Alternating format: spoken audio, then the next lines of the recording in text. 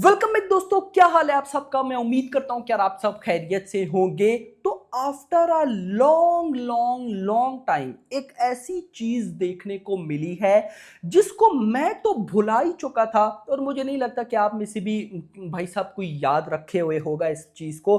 क्या है ये चीज? देखो गाइस, दो चीजें होती हैं। एक, जो मूवीज थिएटर्स के अंदर भाई बवाल लेवल धूम मचाती हैं, याद रखो वो ओटीटी पर भी उतनी ही तबाही मचाती हैं। सेकंड, जो मूवीज थिएटर्स में फ्लॉप हो जाती हैं उनको ओटीटी पर भी कोई मुंह नहीं लगाता, ये याद रखना।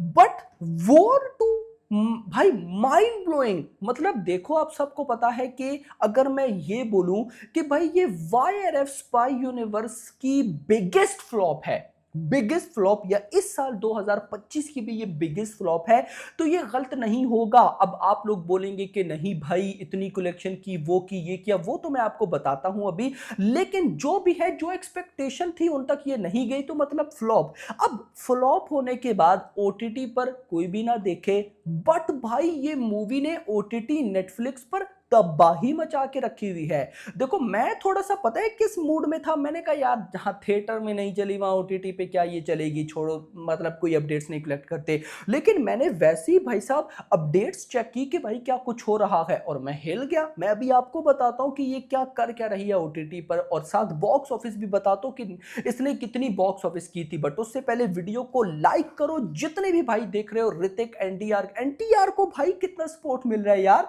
मैं आपको बताता हूं। एनटीआर की जितने भी फैंस हैं, ऋतिक के जितने भी फैंस हैं, भाई वीडियो को लाइक करो। 1000 लाइक टारगेट तो बिल्कुल चाहिए चाहिए।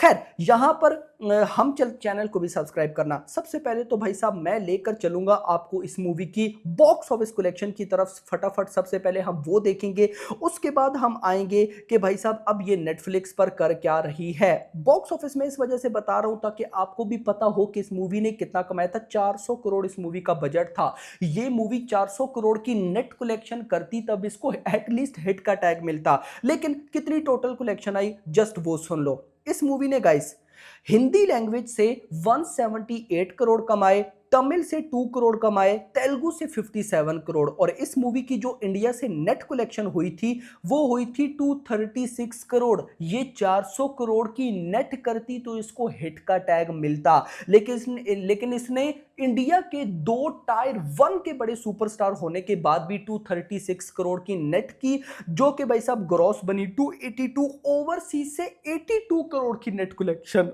सॉरी मेरा भाई 82 करोड़, और वर्ल्ड वाइड भाई 364। यानी कि ये कितनी बड़ी फ्लॉप है कि world wide, sorry, budget 400 crore होने के बाद वर्ल्ड वाइड में भी इसने 400 करोड़ नहीं कमाया। तो अब आपको एटलीस्ट ये तो आइडिया हो गया कि थिएटर में इसका रन सक्सेसफुल नहीं गया। बट ओटीटी पर अब सुनो, सबसे पहले तो भाई साहब अगर मैं बात करता हूं नॉन इंग्लिश कैटेगरी, यानी कि नेटफ्लिक्स के ऊपर जितनी भी नॉन इंग्लिश मूवीज भाई ट्रेंड कर रही हैं, उसकी रिपोर्ट क्या है। तो भाई साहब नॉन इंग्लिश मूवीज की कैटेगरी में वॉर 2 नंबर 3 पर है। मतलब पूरे के पूरे नेटफ्लिक्स पर लास्ट वीक की जो टॉप 10 भाई नॉन इंग्लिश मूवीज हैं, उसमें टॉप 3 पर वॉर 2 है। और ये थिएट्रिकल फ्लॉप है, ये याद रखना, ये कहना जरूरी है, क्योंकि भाई जो मूवीज चलती हैं थिएटर में वो ओटीटी पर रिकॉर्ड बनाती हैं। बट यहां पर विदाउट मतलब के थिएट्रिकल सक्सेसफुल रन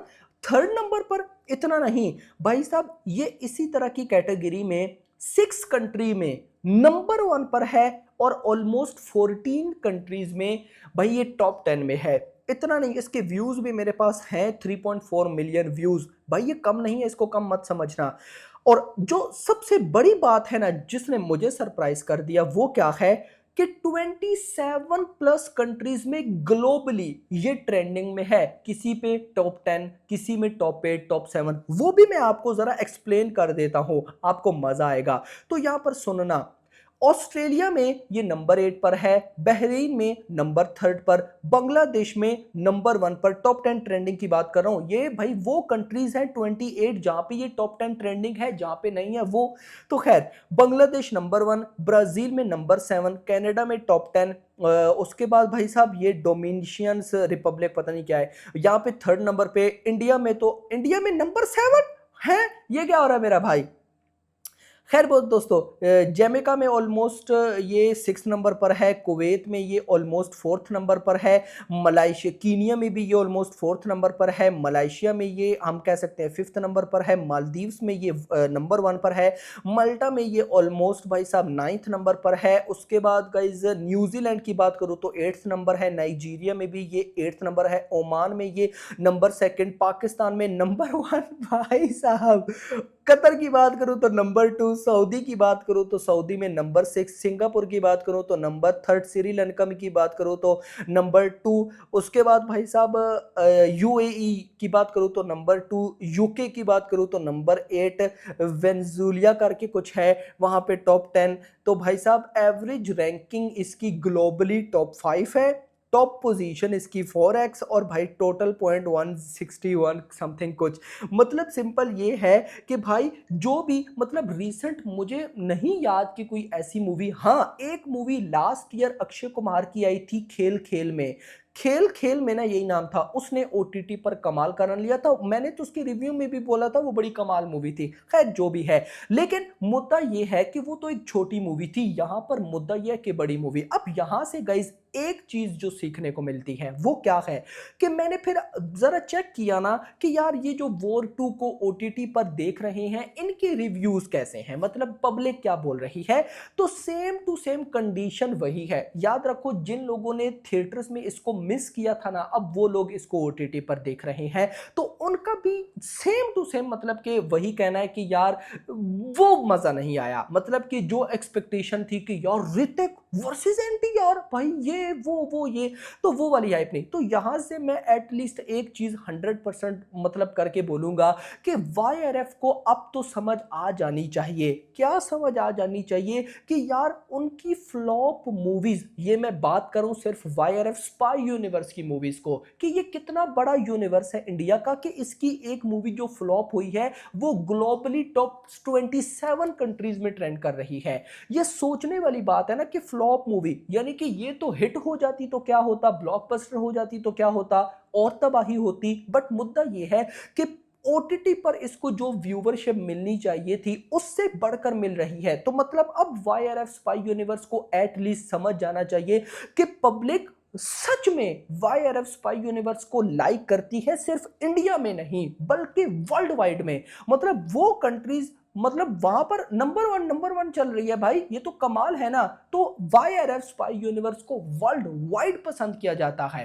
तो आई थिंक यहां पर अब मेकर्स को कुछ सॉलिड कॉमबैक करना चाहिए। देखो मैं अल्फा को इस कैटेगरी में नहीं ला रहा, अल्फा नो डाउट अच्छी मूवी होगी, लेकिन वाईआरएफ स्पाई यूनिवर्स जाना जाता है भाई साहब टाइगर की वजह से, पठान की वजह से, कबीर की वजह से। तो आई थिंक सो कुछ ना ऐसा बड़ा धमाका जरूर होना चाहिए। तो आपका इस बारे में क्या कहना है कमेंट्स में जरूर बताइएगा। बाकी hope for the best. Video पसंद, वीडियो को लाइक करना, चैनल को सब्सक्राइब करना, और अगली आने वाली वीडियो तक अपना ख्याल रखिएगा। Thanks for watching.